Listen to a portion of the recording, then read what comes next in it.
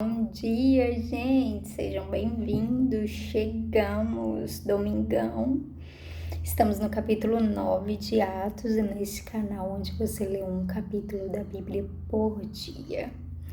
E é isso, vamos partir para Saulo, conhecer ali a história desse apóstolo maravilhoso que nos deixou tantos ensinamentos que a gente, quase tudo que a gente conhece do Novo Testamento tem a ver com ele, com o que ele deixou aí nas cartas, enfim, tantas coisas. Mas aqui nós vamos ver como ele foi encontrado, como ele era, quem ele era e os seus atos, né?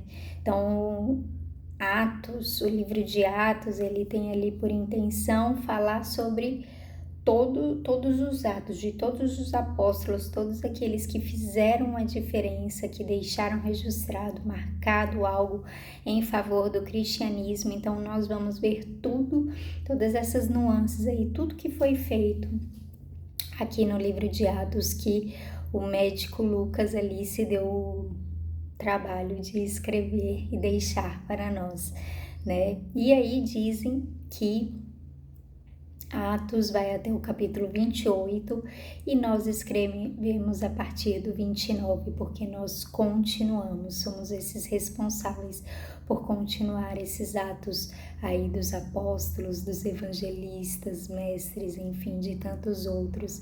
Então a minha pergunta para você é: como você tem agido? Qual é o seu ato assim que tem contribuído em favor do evangelho, né?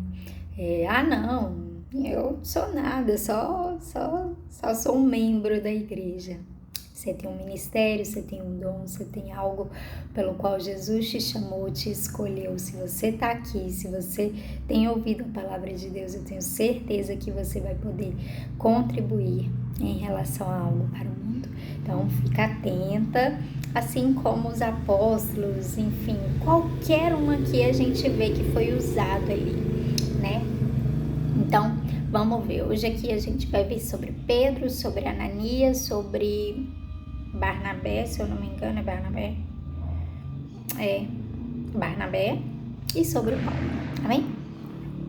Amém, Jesus, obrigada pelo dia de hoje, por mais uma semana que se inicia. Te convidamos, fica conosco.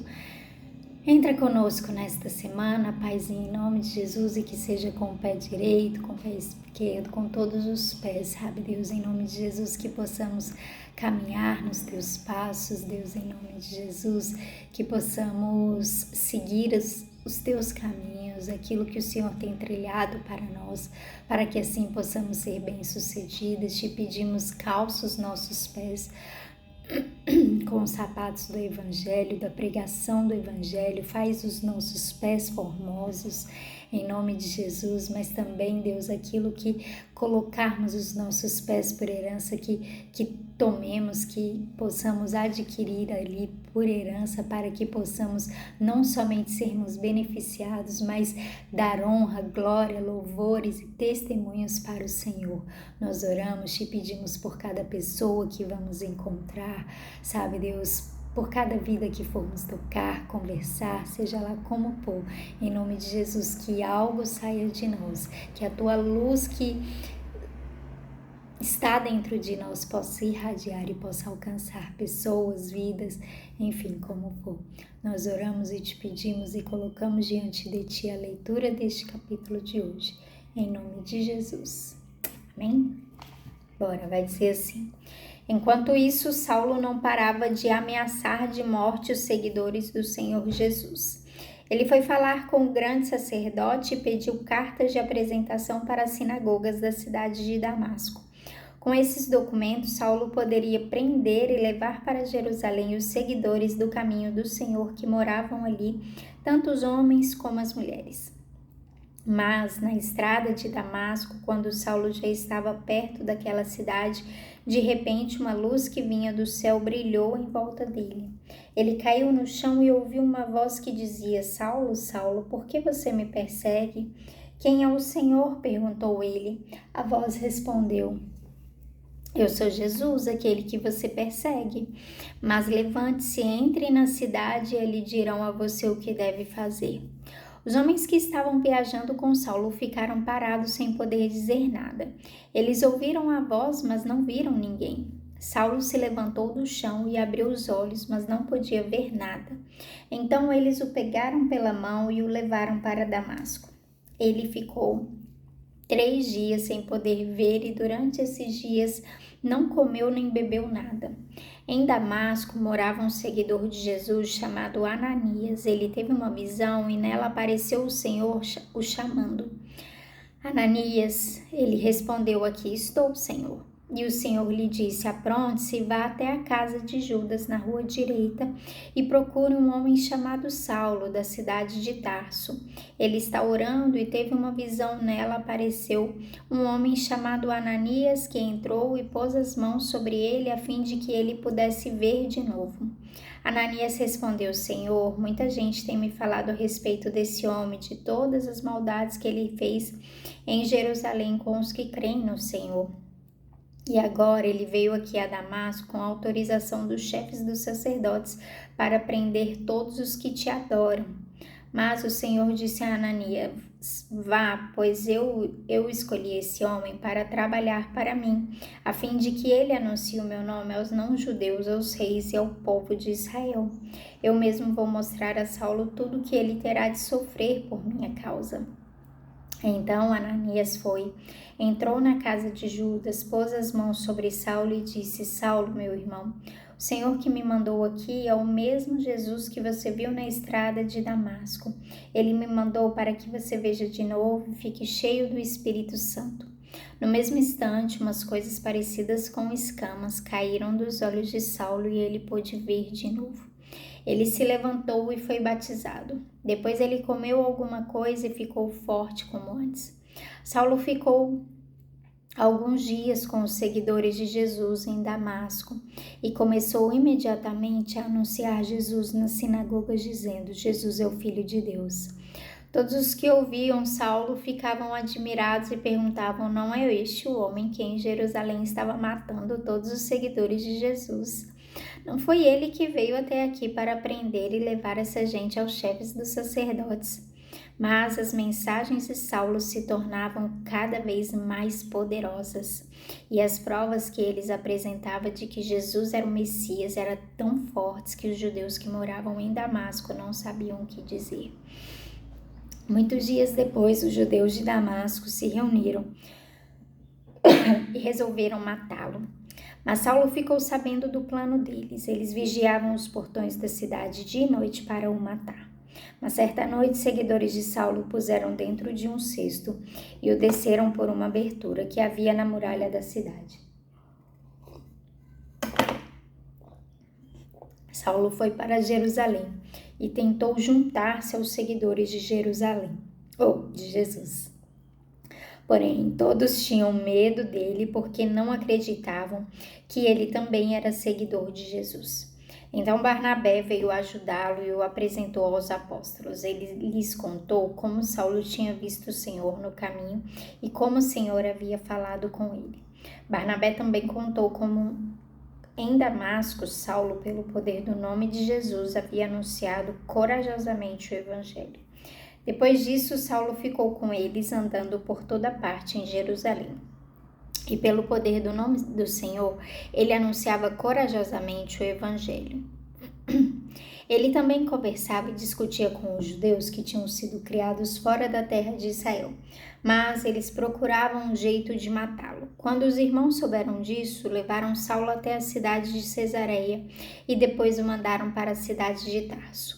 Em toda a região da Judeia, Galileia e Samaria, a igreja estava em paz. Ela ficava cada vez mais forte, crescia em número de pessoas com a ajuda do Espírito Santo e mostrava grande respeito pelo Senhor Jesus. Pedro viajava por toda parte. Um dia foi visitar o povo de Deus que morava na cidade de Lida. Encontrou ali um homem chamado Enéas, que era paralítico e fazia 8 anos que não saía da cama. Pedro lhe disse: Enéas, Jesus Cristo já curou você. Levante-se e arrume a sua cama. Na mesma hora, Enéas se levantou, então todos os moradores da cidade de Lida e da região de Saron viram isso e se converteram ao Senhor. Na cidade de Jope havia uma seguidora de Jesus chamada Tabita. Este nome em grego é Dorcas. Ela usava todo o seu tempo fazendo o bem e ajudando os pobres. Naqueles dias, Dorcas ficou doente e morreu. Lavaram o corpo dela e depois o puseram num quarto do andar de cima. Jope ficava perto de Lida. Quando os seguidores de Jesus em Jope souberam que Pedro estava em Lida, enviaram 2 homens para levar-lhe o seguinte recado: por favor, venha depressa até Jope. Então Pedro se aprontou e foi com eles. Quando chegou lá, eles o levaram para o quarto de cima. Todas as viúvas ficaram em volta dele, chorando e mostrando os vestidos e as outras roupas que Dorcas havia feito quando ainda vivia. Então Pedro mandou que todos saíssem do quarto e em seguida se ajoelhou e orou. Depois virou-se para o corpo de Dorcas e disse: Tabita, levante-se. Ela abriu os olhos e quando viu Pedro, sentou-se. Pedro pegou-a pela mão e ajudou-a a ficar de pé. Em seguida, chamou toda a gente da igreja, inclusive as viúvas, e a entregou a eles viva. As notícias a respeito disso se espalharam por toda a cidade de Jope e muitos creram no Senhor. E Pedro ficou lá muitos dias, na casa de um curtidor de couro chamado Simão. Queria muito falar dessa última parte. 2 coisas que me chamam bastante atenção, mas hoje eu quero realmente conversar sobre Saulo, a conversão de Saulo. E eu não posso escrever no Instagram, eu tô de alta de Instagram por um tempo. Tô de volta aí de propósito, então não tô podendo falar lá. Mas eu queria falar, enfim. Creio que o Senhor vai trazer algo aqui ao nosso coração. Então é o seguinte, gente, Saulo. Por que Saulo? Como Saulo?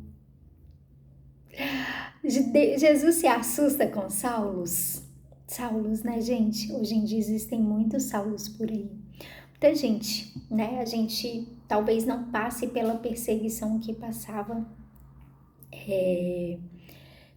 esse povo, que passa em outros lugares, em outros cantos, na Nigéria, enfim, na Ásia, em tantos lugares existem aí Saulos, né? Que estão se levantando com força, com raça, para atacar a igreja. Mas Saulo, gente, sabe o que mais me chama a atenção? Saulo, ele tinha um coração disposto para ser ensinável. Por que eu falo isso? Porque diz mais para frente que ele vai ser um exímio aprendiz de Gamaliel. E Gamaliel era um mestre da lei. Então, tudo que Saulo fazia, ele acreditava firmemente naquilo que ele fazia. Ele acreditava que aquele povo era ruim. Então, ele dava o seu máximo, o seu melhor naquilo para combater aquela falsa doutrina, do qual para ele até então era equivocada, era errada.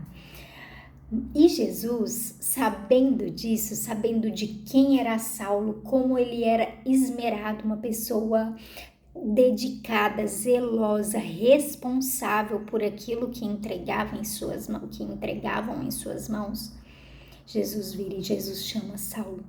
Porque ele vira e fala assim: Saulo, por que você está me perseguindo? Sabe, quando as pessoas estão perseguindo os cristãos, não são aos cristãos que eles estão perseguindo, são ao Senhor, são a Jesus. Porque a vontade deles é sufocar essa mensagem, é abafar, é calar a voz destes. Mas Deus dá graça aos que são perseguidos. Eu tô lendo o Apocalipse e lá fala, sabe, sobre igrejas que, estavam sendo mortas por serem fiéis a Deus. E aqui, muito provavelmente, estava acontecendo isso, sabe? As pessoas estavam tendo graça para morrer por Cristo, assim como vimos em Estevão, em 2, 3 capítulos atrás. Então é isso. Então, quando a gente está sendo perseguido, o que menos sofre é a gente. E Jesus também não está sofrendo, não está preocupado com os seguidores. Mas ele está em busca de pessoas responsáveis pela obra, responsáveis por a causa, que se dedicam firmemente, que se esforçam.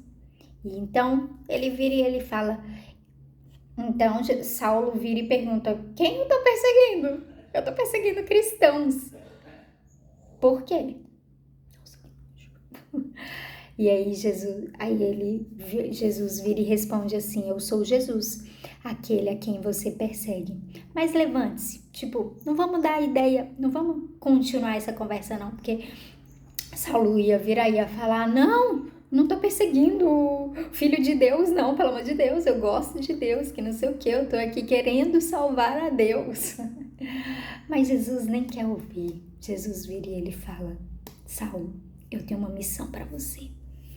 Vai, e aí dá as coordenadas. E meu tempo já se esgotou, mas eu quero continuar aqui falando sobre Ananias, porque Ananias vira e como se Jesus não soubesse, Jesus, aparece ali a Ananias tem uma visão e como se Jesus não soubesse, Ananias vai contar para Jesus quem é Saulo.